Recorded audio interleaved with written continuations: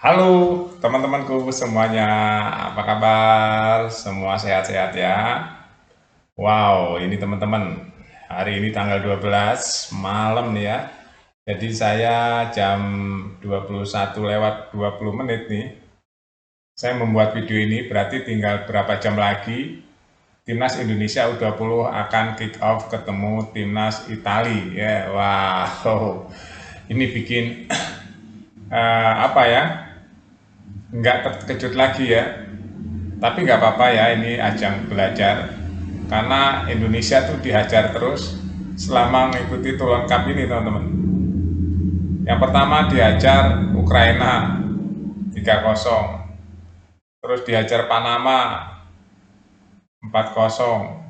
Dihajar Jepang 4-1.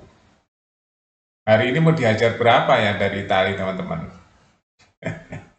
Padahal Jepang kalah sama Italia. Kita sama Jepang aja kalah 4-1. Hari ini ketemu Italia. Gimana teman-teman ya, nggak apa-apa, kita ambil pelajaran ya. Jadi proses itu memang harus jatuh bangun ya. Kita nggak boleh terus menjelek-jelekkan timnas kita sendiri, nggak boleh. Kita harus tahu ya bahwa kita ada di mana hari ini posisinya ya. Jadi kita harus tahu supaya kita sadar, oh kok kita kalah kenapa ya, kenapa kita kalah nih, sama Ukraina kalah, sama Panama kalah, sama Jepang kalah. Padahal Jepang U19, kenapa kalah? Nah, nggak apa-apa. Namanya juga sepak bola, ada kalah, ada menang. Yang penting mau memperbaiki diri ya. Itu teman-teman, mau memperbaiki diri. Nah, hari ini kita ketemu dengan Italia ya malam ini. Jamnya jam 23:15. Kick off-nya teman-teman 23:15 berarti jam 11:15 malam. Hampir jam 12 malam ya mulainya. Timnas U20 akan bertanding di Paris teman-teman, di Prancis. Ya, kita menunggu nih teman-teman ya sampai nanti pertandingan kira-kira seperti apa hasilnya. Ya kalau analisanya ya nggak jauh ya, nggak jauh. Kalau Jepang aja kalah sama Italia, kita melawan Italia, kita boleh optimis terus, tapi kita juga, wah, mungkin berat ya untuk ngalahin Italia. Tapi kalau bisa ngalahin, kenapa enggak? Kan kita harus berbenah, ya enggak? Kalau bisa kalahin dong Italia, walaupun kita kalah sama Jepang, Jepang kalah sama Italia, ya kalau kita bisa ngalahin Italia, ya nggak apa-apa, itu lebih baik. Berarti kita ada proses belajar dan memperbaiki diri ya.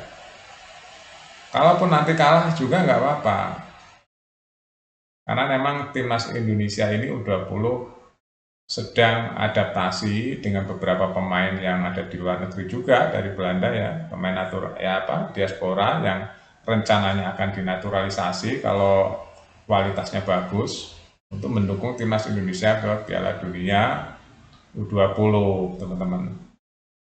Pertanyaannya, sejauh mana nih pelajaran yang bisa diambil dari Tour Lengkap ini? Ya kalau menurut saya ya harus diambil pelajaran di setiap pertandingan ya. Begitu lawan Ukraina, kok bisa kalah ya lawan Ukraina? Telat. Begitu juga dengan Panama, kok jauh banget ya? Salahnya di mana ya? Kok bisa jauh gitu kalahnya?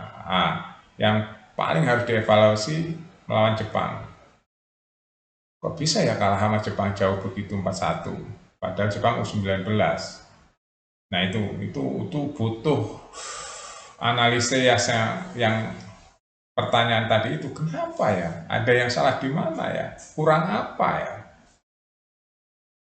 Itu harus ditemukan tuh, nggak bisa ditemukan.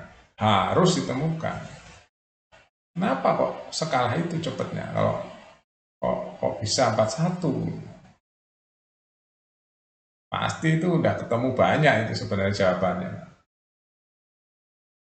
Ketemu banyak sudah jawabannya. Ya.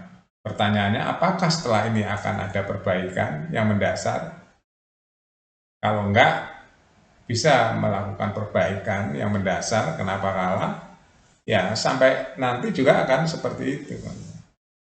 Itulah pentingnya proses belajar itu seperti itu.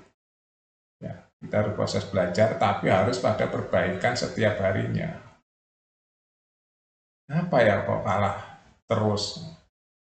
Gitu. Kenapa ya nyerang kok susah?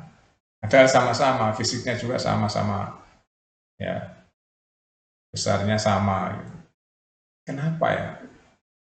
Berarti ada yang kurang, pihak yang kalah ada yang kurang. Apakah kurangnya apa? Ya apa kecepatan, apa teknikal, apa mindset, apa skill, apa macam-macam lah di situ. Apa strategi? Harus mengakui. Jangan mengakui udah kalah nggak mau mengakui, ya susah. Iya ya kalah ya ternyata kita salah di sini sih, perbaiki itu.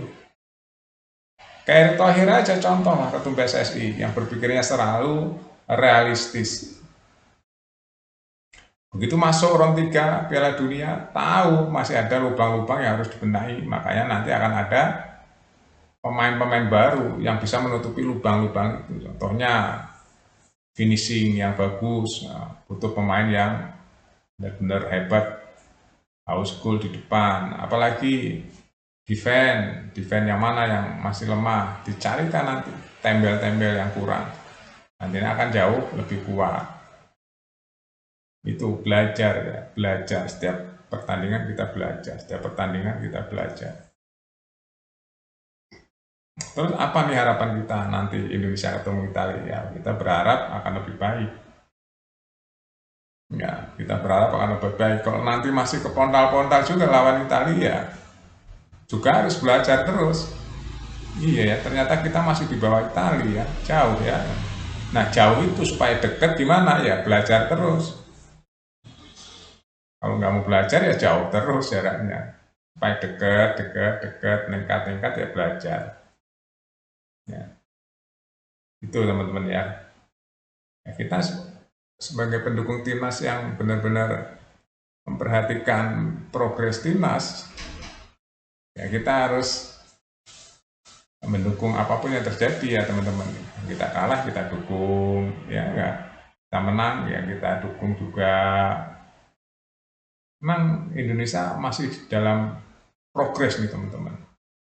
Ya selalu persiapan yang muda, ya yang menengah, yang senior selalu disiapin supaya nggak kekurangan bahan, nggak kekurangan materi. Nanti timnas Indonesia akan semakin kuat ke depannya. Jadi materinya nggak kurang. Ya ini menarik teman-teman bahas timnas hari ini ya, karena banyak sekali pertandingan ini sebentar lagi. Nggak tahu nih nanti yang turun yang mana di AFF ini ya. Kan ini tahunnya AFF teman-teman. U16, U17, U19, senior tuh ya. Ada semua nih AFF tahun ini. Kita lihat aja nanti ya. Yang penting kita fokus. Malam ini nanti akan ada Indonesia ketemu Italia. Seperti apa jalannya? Kita tonton bareng ya teman-teman. Oke, sampai jumpa.